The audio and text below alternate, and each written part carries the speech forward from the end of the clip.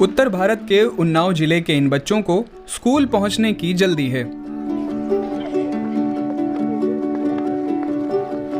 Good harvest school अलग तरह का सिलेबस पढ़ाता है, जहां बच्चों को किताबें रटाई नहीं जाती। मैं कक्षा 5 की छात्रा हूं और जब से मुझे पता चला तब से मैं यही पढ़ रही हूं। ये मेरा पहला स्कूल है और मुझे यहाँ पे एग्रीकल्चर, खेती बाड़ी और कंप्यूटर चलाना पसंद है। आम स्कूलों से अलग यहाँ क्लासरूम अक्सर खाली रहते हैं। बच्चे अपना ज़्यादातर समय खेतों में बिताते हैं।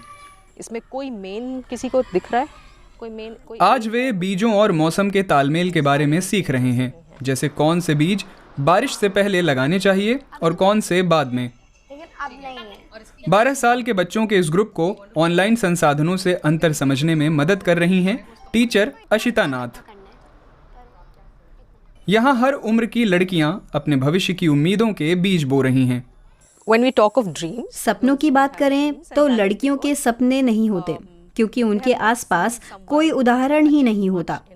वो घर का काम करती हैं, जल्दी ब्याह दी जाती हैं और इसलिए उन्हें लगता है कि अगर वे सपना देखने की हिम्मत भी करें तो उसका कोई मतलब नहीं। यहाँ हम यही कोशिश कर रहे हैं, उन्हें खुद से सीखने दें, अपनी राहें तलाशने दें। एक्सप्लोर। एक ऐसे देश में जहाँ संगठित नौकरियों में महिलाओं की भागीदारी सबसे कम है, गांव में खेती का ज़्यादातर काम महिलाएं ही करती हैं। फिर भी वे न तो ज़मीन की मालिक होती हैं और न ही खेती के मुनाफे में हिस्सेदार। उन्नाव जैसे ग्रामीण इलाकों में महिलाएं खेती से बहुत गहराई से जुड़ी हैं। बीज बोने से लेकर फसल काटने और मवेशियों की देखभाल तक सब उनके जिम्मे होता है, लेकिन फिर भी उन्हें किसान नहीं, सिर्फ मददगार माना जाता है, जिसका उन्हें हक है। Which they deserve.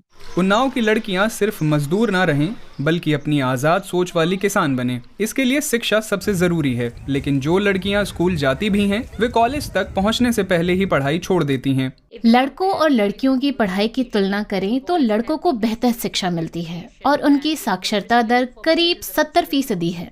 Good harvest school इस असंतुलन को दूर करने की कोशिश कर रहा है, क्योंकि बेहतर पढ़ी लिखी लड़कियां पर्यावरण के अनुकूल खेती जैसे विचारों को ज्यादा अपनाएंगी। जब हम सस्टेनेबिलिटी की बात करते हैं, निहारिका और उसकी सहपाठी थ्योरी और प्रैक्टिकल दोनों से टिकाऊ खेती के तरीकों की अहमियत सीख रही हैं। नई जानकारी से लैस ये लड़कियां महिलाओं द्वारा संचालित एक नई वैल्यू चेन की पहली कड़ी बन सकती हैं। मूंगफली की मिसाल ही लीजिए।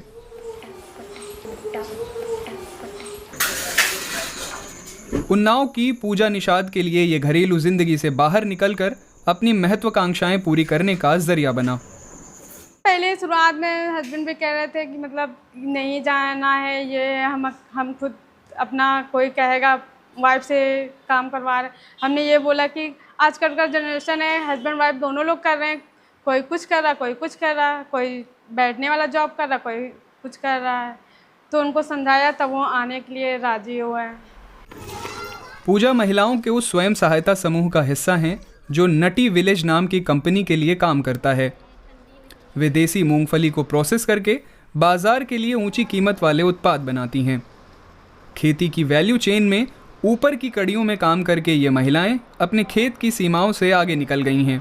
थोड़ा यहाँ आते हैं तो मेरा दिन पार हो जाता, अच्छा लगता है, क्योंकि हमारे अंदर हौसला होता है कि हम ये कर ले जाएंगे। ये है कि मतलब कोई भी कार्य करने से पहले थोड़ा डर महसूस, जब वो कार्य करने लगो तो डर नहीं महसूस होता है कि हम ये कार्य तो कर ही लेंगे।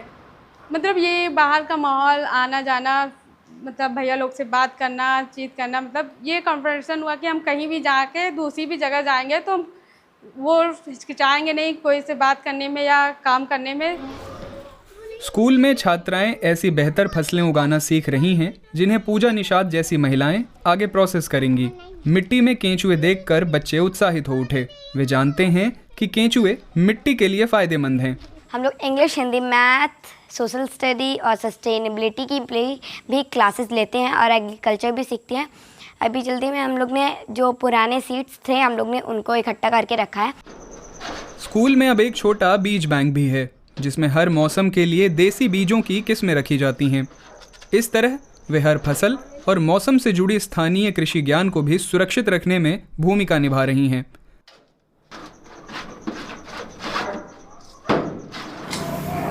घर लौटकर निहारिका अपने पिता के साथ दूध की डिलीवरी की तैयारी में हाथ बटाती है। वो उन पिताओं में से हैं जो बेटियों की बेहतर पढ़ाई की अहमियत समझने लगे हैं।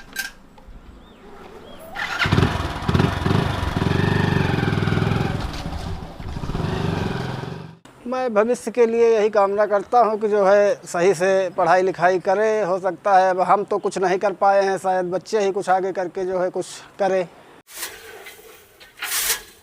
निहारिका और उसकी सहपाठियों को स्कूल में जो ज्ञान मिल रहा है वो उन्नाव के पड़ोसी किसानों तक भी पहुंच रहा है। दशकों तक वही मुनाफेदार फसल उगाने वाले खेत अब नए तरीके अपनाने लगे हैं। We've also noticed that हमने देखा कि जब हमने अपने मॉडल खेत में कई तरह की फसलें उगाई तो आसपास के किसानों ने भी वैसा करना शुरू किया, जबकि जब हम पहली बार यहाँ आए थे तो वे केवल एक ही फसल उगाते थे। monocropping.